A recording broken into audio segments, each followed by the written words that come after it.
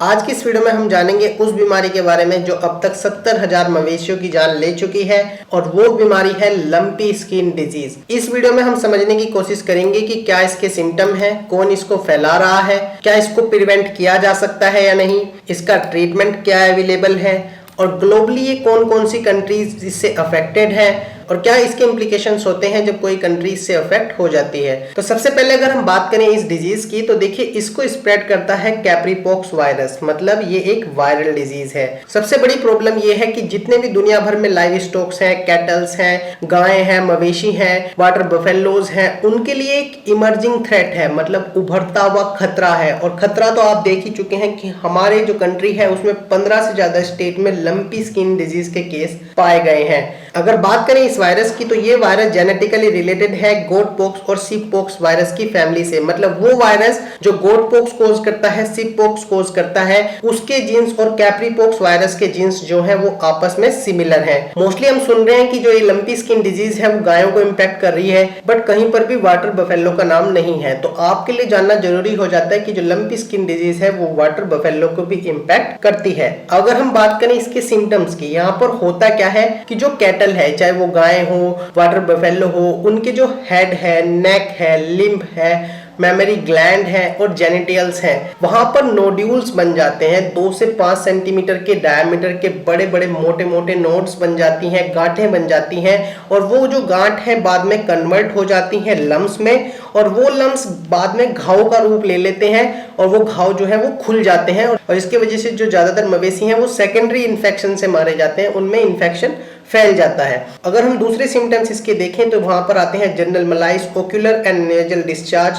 Fever, sudden decrease in milk production, मतलब बहुत ज्यादा थकान रहती है उनको, जो उनकी आंखें हैं और उनका नाक है उससे जो है लगातार डिस्चार्ज निकलता रहता है, पानी जैसा जो लिक्विड है वो निकलता रहता है, उनको बुखार रहता है और जो मिल्क प्रोडक्शन है वो भी इस बीमारी की वजह से घट जाता है। अब अगर हम समझे कि ये बीमारी इतनी तेजी से इतने सारे स्टेट में कैसे फैल गई है तो उसका कारण है इसको स्प्रेड करने वाले मॉस्किटोज, फ्लाइज और टिक्स। जो खून चूसने वाली मक्खियां होती हैं वो क्या करती हैं कि एक जो बीमार कैटल है, बीमार गाय है, उसके सलाइवा के ऊपर बैठती हैं, उसका जो फूड है उसके ऊपर बैठती हैं, उसके जो पानी उस गाय ने पिया है उसके ऊपर जो है बैठ जाती हैं और वहां से उस वायरस को ले लेती हैं और फिर जो दूसरी गाय होती है, दूसरी जो कैटल होती है, वाटर बफेलो होती हैं जो कि स्वस्थ है, उनके ऊपर बैठ जाती है और उनको भी लंपी स्किन डिजीज से इन्फेक्ट कर देती है। और यही कारण है कि इतने सारे मवेशियों की जान जो है बहुत ही कम समय में इसके वजह से चली गई है।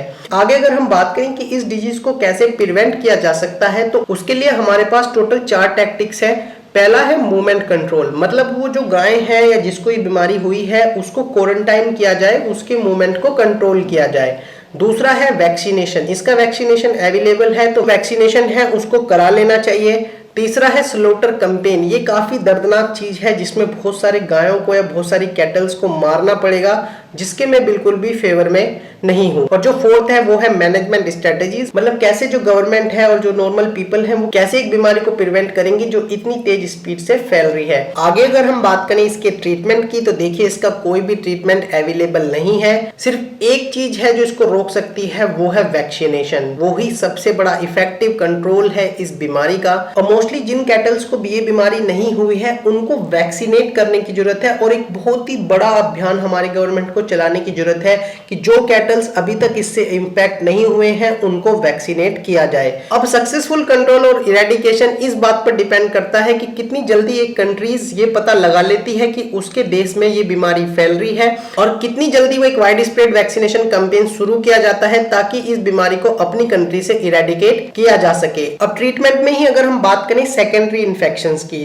जो सेकेंडरी इन्फेक्शंस हैं उनको ट्रीट करने के लिए एनासिड्स के साथ साथ एंटीबायोटिक्स भी दिए जाते हैं जब उनकी जरूरत होती है। अब अगर हम बात करें इसके ग्लोबल स्प्रेड की, देखिए जो लंपी स्किन डिजीज है वो एंडेमिक है अफ्रीका में और पार्ट ऑफ वेस्ट एशिया में, जहां पर ये सबसे पहले डिस्कवर्ड हुई है 1929 में। अब अगर हम बात करें कि साउथ ईस्ट एशिया में इस बीमारी ने कौन सी कंट्री को सबसे पहले इंपैक्ट किया था, वो थी बांग्लादेश और ये हुआ था जुलाई 2019 में। अगर हम बात करें इंडिया की तो इंडिया के अंदर वर्ल्ड के हाईएस्ट कैटल मिलते हैं जो कि हैं टोटल 303 मिलियन। और अगर हम इस बीमारी की बात करें तो ये 15 स्टेट में फैल चुकी है सिर्फ 16 महीने में। तो यहाँ पर जो इंडिया के लैंडलेस फार्मर हैं और जो गरीब फार्मर हैं जो अपनी आय के लिए डिपेंड करते हैं इन कैटल्स के ऊपर, तो उनका ख्याल रखते हुए गवर्नमेंट को वैक्सीनेशन बहुत ही तेजी से चलाना चाहिए। मैक्सिमम पॉसिबल्स जो कैटल्स हैं उनको जल्दी से जल्दी वैक्सीनेट करना चाहिए ताकि ये जो बीमारी है उसके स्प्रेड को रोका जा सके। और लास्ट में अगर मैं आपको बताऊं कि इंडिया के अंदर इसका सबसे पहला केस कहां पर मिला था, तो ये था मयूरभंज उड़ीसा अगस्त 2019 में। तो सबसे पहला केस भी आपको याद रखना है और वो ये भी याद रखना है कि वो कौन से स्टेट में फैला और कौन से ईयर में मिला था, क्योंकि इसके ऊपर क्वेश्चन बन सकता है। आगे अगर हम बात करें इसके इम्प्लीकेशंस की, तो देखिए जो इसका इम्प्लीकेशंस है वो बहुत ही बुरा होता है किसी कंट्री के इकोनॉमी पे। जो डेयरी फार्मर है, लैंडलेस और मार्जिनल लैंड होल्डर्स हैं, उनको ये बहुत बुरी तरीके से इम्पैक्ट करती है, not only money wise but health wise भी।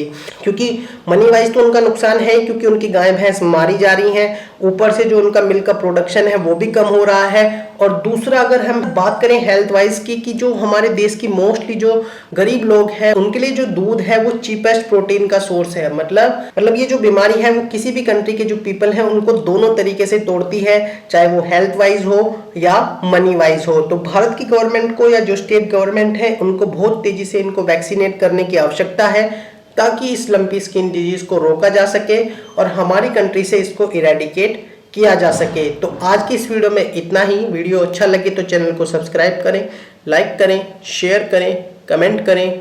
Thank you. जय हिंद।